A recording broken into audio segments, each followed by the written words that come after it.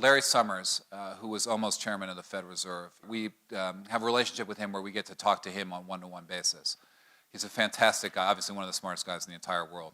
One of the comments that he made, which resonates with me forever, is that the reason the Federal Reserve hasn't raised rates, or the reason that they won't raise rates until they're absolutely sure it's the right time, is that they're afraid of having to reverse policy. So part of the reason why they wait and they wait and they wait is because they want to make 100% sure that once they begin the normalization process, that is bringing rates to a more normal level, that they don't have to reverse policy. If you look at any measure of the fundamental of the U.S. economy, you would have to suggest that monetary policy is no longer appropriate given the level of employment that we've seen in the U.S. Put very simply, rather than going into the different levels of unemployment statistics, in 2008, the U.S. unemployment rate was 10%, and the policy rate was 50 basis points. Last Friday, the U.S. unemployment rate is almost 5%, and the U.S. policy rate is 50 basis points.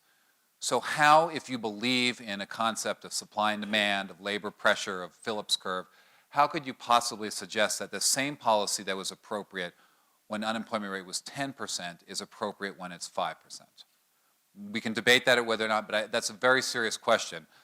But part of the problem is that the inflation rate continues to fall. So expectations for inflation forward in the U.S. are about 1.5%. So what's happening is the Federal Reserve is waiting until they are sure, despite the strength in the labor market, until they see either signs of inflation or some other decision that will push them forward into monetary policy tightening. So the question is that a good thing or is that a bad thing? Well, you can read it as a good thing in that if rates stay very low in the United States, you can still have economic development that is consistent with what we've seen over the last several years, particularly since the financial crisis. So if you can get a floating rate mortgage, 30-year fixed rate or 30-year floating rate mortgage in the U.S., so a 7-1 ARM, so it's fixed for 7 years and then it rotates at 3.5%. Which I think is absolutely extraordinary given everything that we know about the economy. But it's very clear that the Federal Reserve doesn't want to change, doesn't want to deviate from monetary policy once they start on a certain road.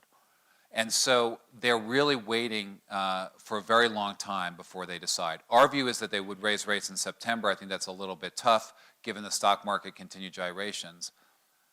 But that in and of itself is a very concerning development, because if the Federal Reserve is reacting to asset price changes that have happened over the last 2 or 3 months, that in my mind is very short term from policy rate that really is going to impact what happens in the economy 1 year forward. And so when we think about the developments of the economy and the developments of U.S. interest rates, we actually think that it would be better for long-term rates if the Fed actually began to normalize, because it would be consistent with its mandate, it would help keep inflation in check, and it would certainly address some of the long-term issues around the labor market in terms of potential acceleration of wages. So our view is that the Federal Reserve will raise rates in September or December, but actually the world would be a better place if in fact they did. And so part of what we think is causing market volatility is this concept that the world is waiting for policy normalization to begin. And as it waits and is unsure of how the Fed is interpreting the developments of the market, that adds uncertainty.